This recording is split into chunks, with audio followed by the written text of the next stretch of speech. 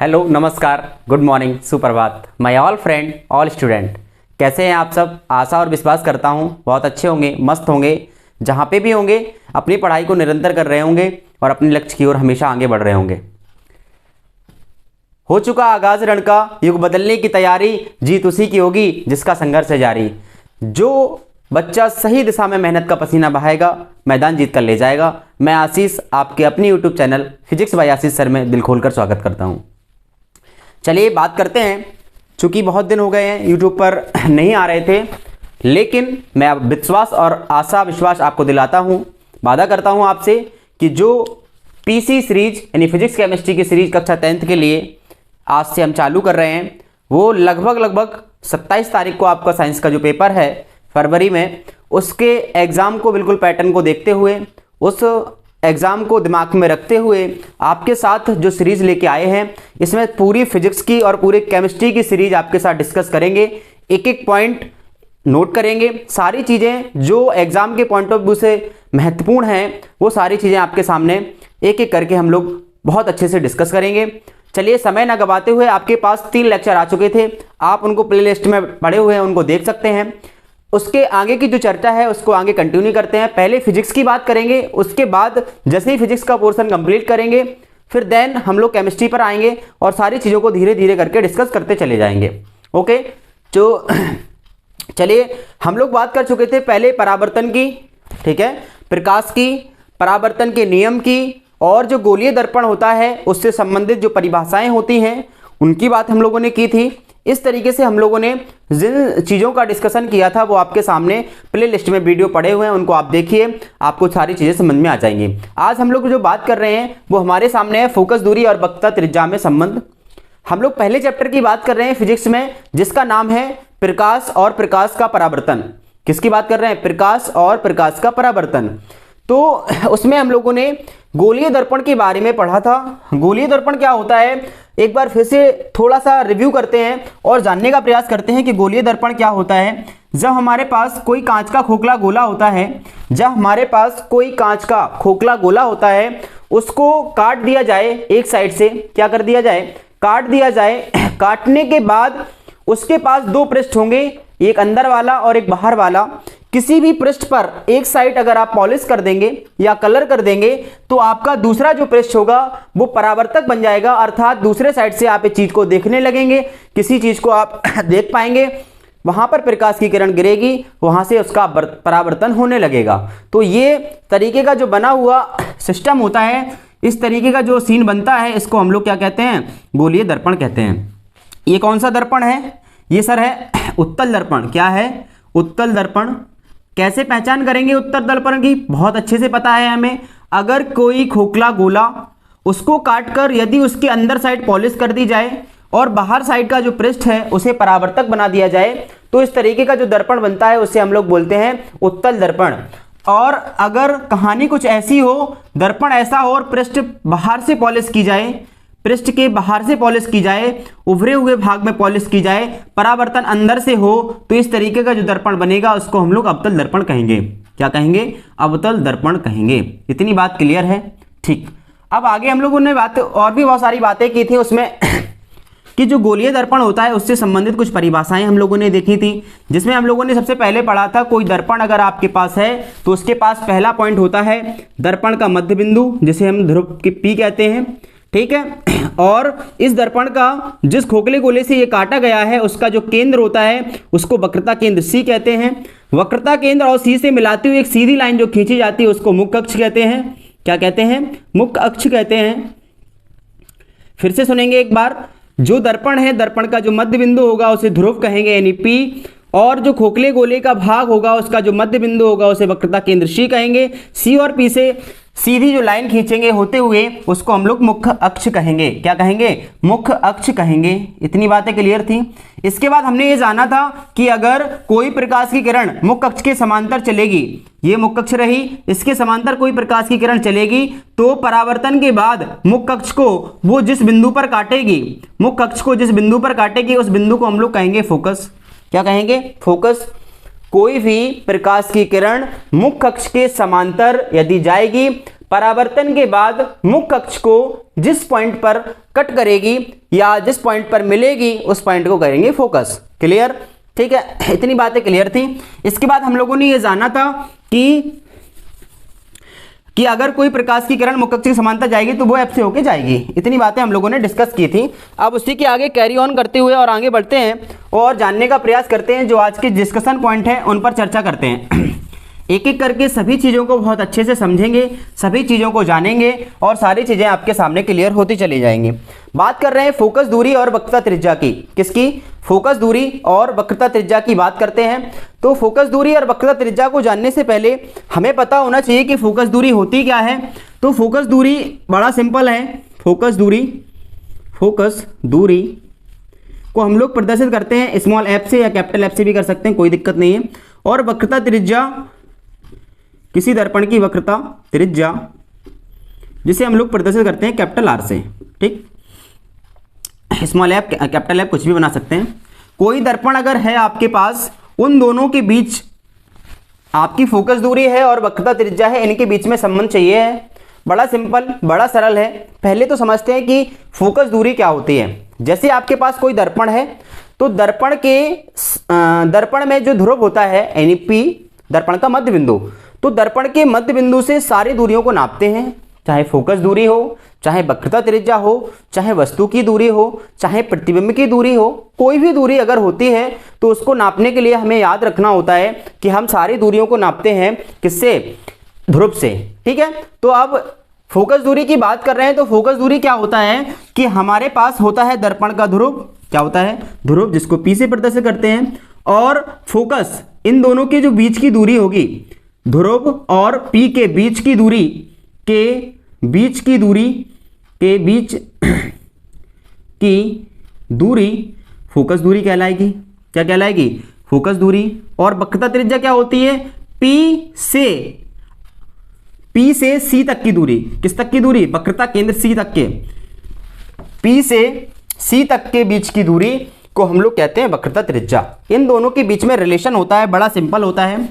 वक्रता त्रिज्या को करते हैं कैपिटल आर से प्रदर्शित, फोकस दूरी को करते हैं एफ से प्रदर्शित।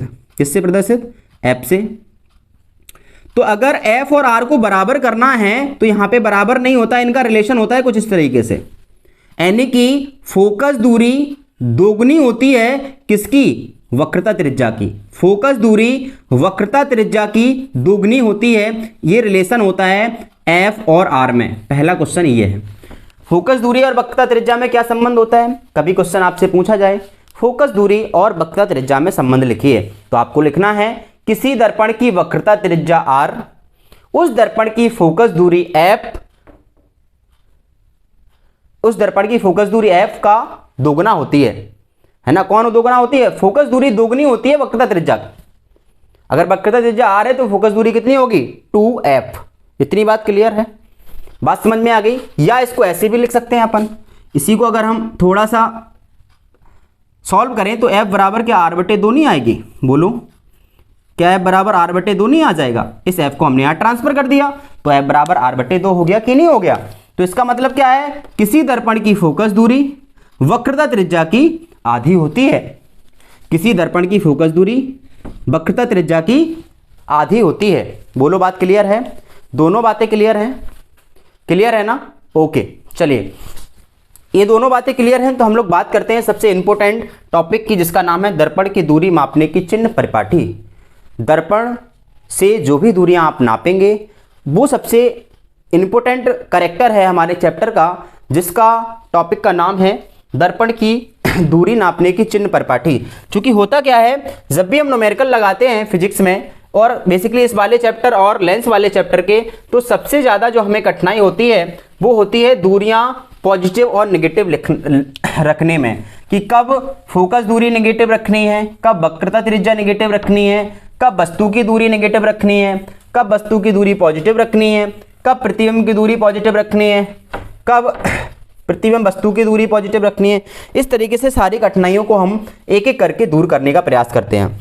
हम लोगों ने कक्षा 9th में एक टॉपिक पढ़ा था और 10th में भी पढ़ा था, जिसे हम लोग कहते हैं निर्देशांक ज्यामिति। क्या कहते हैं? निर्देशांक ज्यामिति हमारे पास हुआ करता था, उसमें हमारे पास इस तरीके का डायग्राम हुआ करता था, इसको हम लोग एक्स अक्ष बोलते थे, बोलो हाँ या ना, ओके। और जो लंबवत रखी होती थी इसको हम लोग वाई अक्ष कहते थे, ठीक है ना।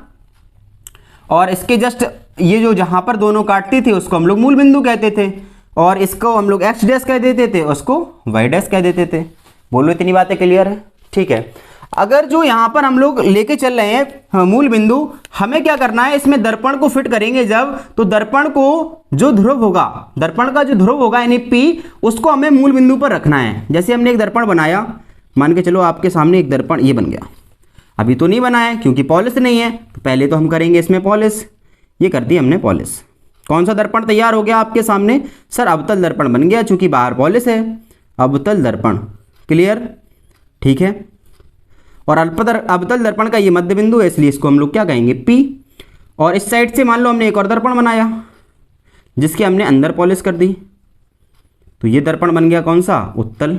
कौन सा बन गया, उत्तल।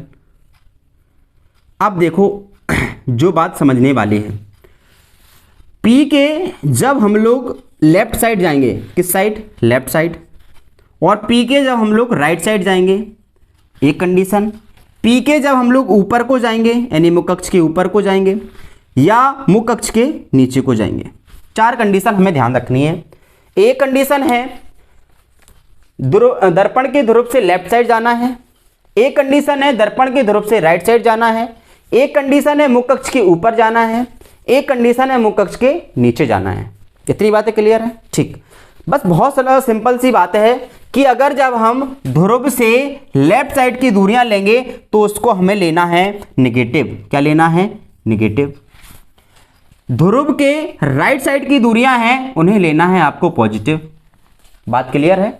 ध्रुव के राइट साइड की दूरियां पॉजिटिव लेनी है, ध्रुव के लेफ्ट साइड की दूरियां निगेटिव लेनी है। क्लियर बात। तीसरी बात, ये जो मुख अक्ष है आपकी, मुख अक्ष के ऊपर की दूरियां आपको धनात्मक लेनी है, मुख अक्ष के ऊपर की दूरियां धनात्मक लेनी है, मुख अक्ष के नीचे की दूरियां ऋणात्मक लेनी है। बात समझ में आ गई। पी के लेफ्ट साइड की दूरियां निगेटिव, पी के राइट साइड की दूरियां पॉजिटिव, मुख अक्ष के ऊपर की दूरियां धनात्मक, मुख अक्ष के नीचे की दूरियां ऋणात्मक। क्लियर बात, ठीक। अब यहां से हमारे पास कुछ पॉइंट आते हैं जो एग्जाम में डायरेक्टली पूछे जाते हैं, उनको समझते हैं। अगर हम बात करें इस वाले दर्पण की, जिसे हम लोग अवतल दर्पण कह रहे हैं, अवतल दर्पण ऐसे काटा गया होगा किसी खोखले गोले से, बोलो हाँ या ना, हाँ। तो इसका जो मध्य बिंदु रहा होगा यहाँ पे C, उसे वक्रता केंद्र कहेंगे। और हमने सीखा है कि ध्रुव के P और वक्रता केंद्र C के बीच की जो दूरी होती है उसे हम लोग वक्रता त्रिज्या कहते हैं। और C और P के जो बीच में एक पॉइंट होता है F, जिसे हम लोग फोकस कहते हैं, तो P और F के बीच में जो दूरी होती है उसको फोकस दूरी कहते हैं। अब किस दर्पण की फोकस दूरी कहेंगे, अवतल दर्पण की फोकस दूरी। कहां से कहां तक, ये वाली, ये दूरी क्या कहलाएगी, फोकस दूरी। और C से लेके P तक की जो दूरी होगी उसे वक्रता त्रिज्या R कहेंगे।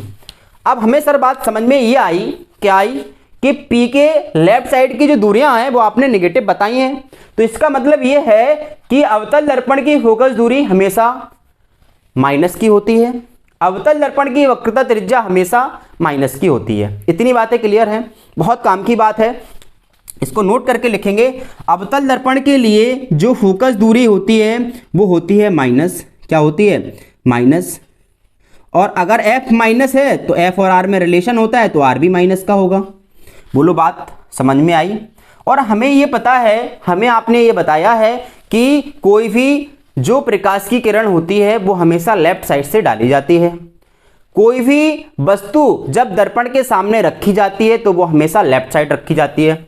2 बातें पूरी फिजिक्स की ऑप्टिक्स जब भी पढ़ेंगे आप, चाहे 10th में पढ़ें, चाहे 12th में पढ़ें, चाहे और आगे भी पढ़ें, हमेशा बात याद रखनी है कि जो वस्तु होगी उसे दर्पण या लेंस से हमेशा लेफ्ट साइड में रखते हैं, और जो भी प्रकाश की किरणें डालते हैं या भेजते हैं वो हमेशा लेफ्ट साइड से भेजते हैं।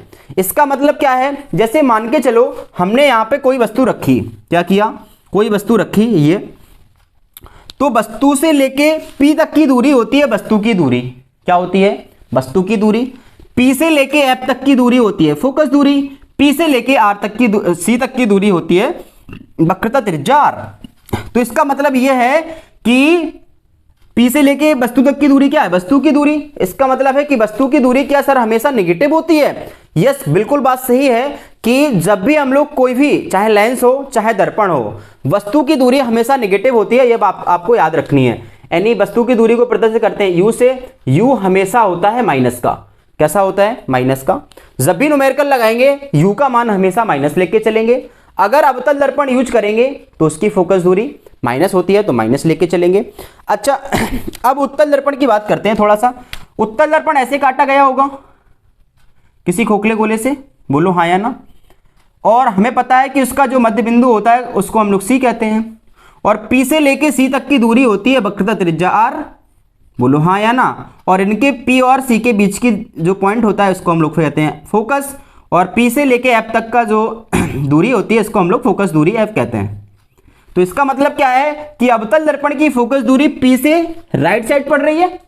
बोलो ये राइट हैंड ही तो है, तो P के राइट साइड की दूरियां आपने बताई है पॉजिटिव। तो इसका मतलब है कि अवतल दर्पण की फोकस दूरी पॉजिटिव होती है। अवतल दर्पण की फोकस दूरी कैसी होती है, पॉजिटिव होती है। बात समझ में आ गई। तीन बातें याद रखने की है, तीन बातें याद रखने की। अवतल दर्पण की फोकस दूरी माइनस, उत्तल दर्पण की फोकस दूरी प्लस, U का मान हमेशा माइनस, मुख्य अक्ष के ऊपर की दूरियां पॉजिटिव, मुख्य अक्ष के नीचे की दूरियां नेगेटिव। बात खत्म हो गई। क्लियर है, बहुत अच्छे से आपको चीजें समझ में आ गई होंगी आई होप। आगे चलते हैं, आगे चलते हैं। गोलीय दर्पण से चिन्ह परिपाटी समझ में आ गई है, इतनी बातें क्लियर हैं। V जहां पे बनेगा, पृथ्वी में अगर लेफ्ट साइड बनेगा तो नेगेटिव लेंगे, पृथ्वी से अगर राइट साइड बनेगा तो पॉजिटिव ले लेंगे, उसमें क्या दिक्कत है। बात समझ में आ गई, ठीक है सर, आ गई बात समझ में। चलिए आगे जो इंपॉर्टेंट जिनको लिखना है वो नोट कर सकते हैं, स्क्रीनशॉट भी ले सकते हैं। चलिए अब आगे जो बात करने वाले हैं हम लोग, वो भी एक अपने आप में कैरेक्टर निभाता है। बोर्ड एग्जाम में हर बार वहां से क्वेश्चन आपको देखने को मिलता है, तो उसके बारे में डिस्कस करेंगे। डिस्कस ये है कि हमें क्या करना है, अब बनाने हैं प्रतिबिंब। क्या बनाने हैं, प्रतिबिंब। और प्रतिबिंब बनाने के लिए हमारे पास होते हैं तीन नियम। कोई भी दुनिया का प्रतिबिंब आप बना सकते हैं यदि आपको तीन नियम आते हैं। कितने नियम आते हैं, तीन। पहला नियम डिस्कस करेंगे, दूसरा भी डिस्कस करेंगे, तीसरा भी बहुत अच्छे से डिस्कस करेंगे। उससे पहले हम लोग जानते हैं कि प्रतिबिंब क्या होता है। हमने आपको बताया है प्रतिबिंब होता है सर जब कोई दो प्रकाश की किरणें परावर्तन या अपवर्तन के बाद, दो प्रकाश की किरणें भेजनी है। अगर वो परावर्तन होगा तो परावर्तन के बाद, अगर अपवर्तन होगा तो अपवर्तन के बाद, जिस बिंदु पर मिलती हैं या जिस बिंदु से आती हुई प्रतीत होती हैं उसे कहते हैं पहले बिंदु का प्रतिबिंब। दो प्रकाश की किरणें जिस बिंदु से भेजोगे आप, उस बिंदु का प्रतिबिंब बनाना है। तो जहां पर वो किरणें मिल जाएंगी या वहां से आती हुई प्रतीत होंगी, ठीक है ना, तो उसे हम लोग प्रतिबिंब बोलेंगे। अगर किरणें वास्तव में मिल जाए तो वास्तविक प्रतिबिंब, अगर किरणें मिलती हुई प्रतीत हो तो क्या हो जाएगा, आपका आभासी प्रतिबिंब हो जाएगा। इतनी बात क्लियर है। चलिए अब बात कर रहे हैं गोलीय दर्पण से प्रतिबिंब बनाने के नियम। तो नियम नंबर फर्स्ट है, रूल नंबर फर्स्ट क्या कहता है, बहुत ध्यान से सुनेंगे, बड़ा सिंपल है। रूल नंबर फर्स्ट ये कहता है, चाहे आपके पास अवतल दर्पण हो चाहे आपके पास उत्तल दर्पण हो। लो एक दर्पण बनाया हमने जिसके पीछे साइड की पॉलिश, पीछे साइड पॉलिश की मध्य बिंदु को कहते हैं P, जहां से काटा गया होगा उसका केंद्र C होगा। C और P से मिलाती हुई एक लाइन खींचते हैं जिसे मुख्य अक्ष कहते हैं, और इसके बीच में एक पॉइंट होगा F, इसे हम लोग फोकस कहते हैं। ठीक है, दर्पण कौन सा है, दर्पण कौन सा है, दर्पण है सर अवतल। अब हमें बनाना है उत्तल दर्पण। लो उत्तल दर्पण में क्या है, उल्टा कर देंगे कहानी, अंदर की ओर पॉलिश कर देंगे और इसका मध्य बिंदु ले लेंगे P, जहां से काटा गया होगा उसका कोई केंद्र रहा होगा C और P को मिलाती हुई एक लाइन खींचेंगे जिसे मुख्य अक्ष कहते हैं, और P और C के बीच में एक फोकस होता है जिसे हम लोग F कहते हैं। बोलो बात समझ में आ गई, आ गई सर। रूल नंबर फर्स्ट ये कहता है कि यदि प्रकाश की किरणें समांतर भेजोगे आप मुख्य अक्ष के, किसके समांतर, मुख्य अक्ष के समांतर, समांतर किरणें हमेशा, समांतर किरणें हमेशा F से होके जाती हैं, F से होकर जाती हैं या F से आती प्रतीत होती हैं, या F से आती प्रतीत होती हैं, पहला नियम कैसे देखते हैं डायग्राम से। जैसे मान के चलो अपने पास अवतल दर्पण है, आपने क्या किया, ये मुख्य अक्ष है आपकी, मुख्य अक्ष के समांतर, मुख्य अक्ष के समांतर भी लिख सकते हैं, समांतर या मुख्य अक्ष के समांतर, मुख्य अक्ष के समांतर किरणें। जैसे मान के चलो आपके पास मुख्य अक्ष है, मुख्य अक्ष के समांतर आपको किरण भेजनी है, आपने क्या किया, इसको किरण को ये भेजा, ठीक है, प्रकाश की किरण को भेजोगे यहाँ पर, चूंकि पॉलिश है तो यहाँ से अपवर्तन की घटना होगी, और कहाँ से होकर जाएगी प्रकाश की किरण, एफ से, मतलब ये टकरा के ऐसे जाएगी, देखो एफ से होके जाई। बात समझ में आ गई। सर अगर नीचे से समांतर भेज दें, लो ये भी तो गई मुख्य अक्ष के समांतर, यहाँ से टकराएगी तो ये भी कहाँ से जाएगी, एफ से। बात समझ में आ गई, पहला नियम। या अवतल दर्पण में देखेंगे, चूंकि हमने आपको पहले भी बताया है कि प्रकाश की किरण को हमेशा कहाँ से भेजना है, लेफ्ट साइड से पी के, तो पी है इसके लेफ्ट साइड, ये रही मुख्य अक्ष के समांतर, ये आपने भेज दिया, टकराएगी ये लौट जाएगी, ऐसे लौटेगी, तो ऐसा लग रहा है ये वाली किरण को अगर पीछे की ओर बढ़ाएं तो कहाँ से आती प्रतीत हो रही है, एफ से। अगर ऐसे मुख्य अक्ष के समांतर आप भेज रहे हो तो ये टकरा के ऐसे लौटेगी, बोलो, तो ऐसा लग रहा है ये कहाँ से आ रही हो, एफ से। बात समझ में आ गई। तो मुख्य अक्ष के समांतर चलने वाली प्रकाश की किरणें या तो एफ से होकर जाती हैं या एफ से आती हुई प्रतीत होती हैं। पहला नियम क्लियर है। आप अगर इन तीनों नियमों को बना लेते हैं, आप तीनों नियमों को सीख लेते हैं, तो आपको प्रतिबिंब बनाने में कोई भी दिक्कत नहीं आने वाली है। क्लियर है पहला रूल, ठीक है। रूल नंबर सेकंड की बात करते हैं, रूल नंबर सेकंड की बात करते हैं। रूल नंबर सेकंड कुछ इसका अपोजिट है, रूल नंबर सेकंड कुछ इसका अपोजिट है, कह सकते हैं बिल्कुल अपोजिट है। अभी हमने क्या किया था, प्रकाश की किरणों को भेजा था समांतर, कैसे भेजा था, समांतर, तो वो एफ से होकर जा रही थी। अब कहानी कुछ उल्टी है, यदि किरण एफ से होकर जाए, एफ से होकर जाए या एफ से आती प्रतीत हो, या एफ से आती प्रतीत हो, तो वह परावर्तन के बाद मुख्य अक्ष के समांतर हो जाती है, मुख्य अक्ष के समांतर हो जाती है,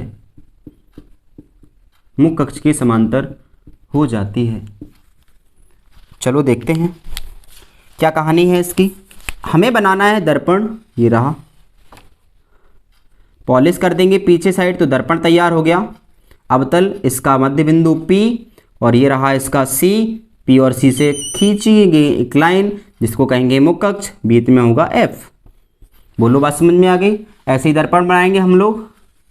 अवतल अंदर पॉलिश करेंगे, मध्य बिंदु को P कहते हैं, यहाँ मध्य बिंदु C होगा, C और P से मिलती हुई एक लाइन खींचेंगे जिसे मुख्य अक्ष कहेंगे। C और P के बीच में एक बिंदु होगा जिसे हम लोग F कहेंगे। अब हमें क्या करना है, यदि प्रकाश की किरण F से होकर जाए, F से होकर जाने का मतलब है ऐसा, लो, तो F से होकर जाए या F से आती हुई प्रतीत हो, मतलब ऐसे कुछ। अगर प्रकाश की किरण को हम ऐसे भेजें कि वो क्या लग रहा हो, F से आ रही हो, ऐसा, ठीक है। तो यहां से टकराएगी तो ये मुख्य अक्ष के जस्ट कैसी हो जाएगी, समांतर। कैसी हो जाएगी, एकदम समांतर। और ये भी यहां से टकराने के बाद क्या होगी, मुख्य अक्ष के ऐसे समांतर। बात समझ में आ गई।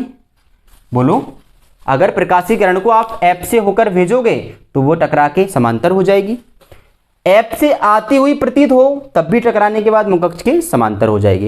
यानी F से होकर भेजोगे तो समांतर हो जाएगी, समांतर भेजोगे तो F से होकर जाएगी। बात क्लियर है। दूसरा नियम भी क्लियर है, दूसरा नियम भी क्लियर है। जिसको नोट करना है नोट डाउन करें फटाफट। रूल नंबर है थर्ड, रूल नंबर थर्ड। अब बात करते हैं रूल नंबर थर्ड की। रूल नंबर थर्ड बड़ा सिंपल है।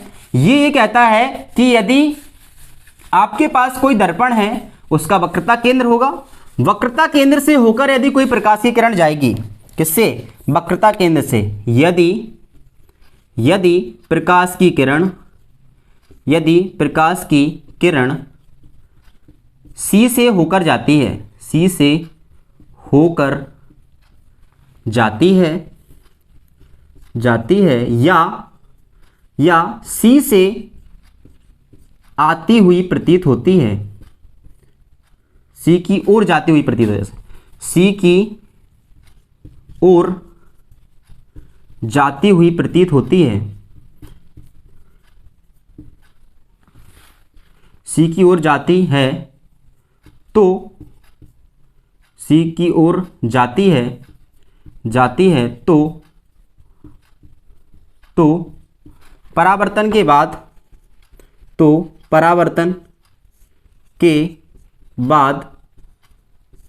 सीधी निकल जाती है,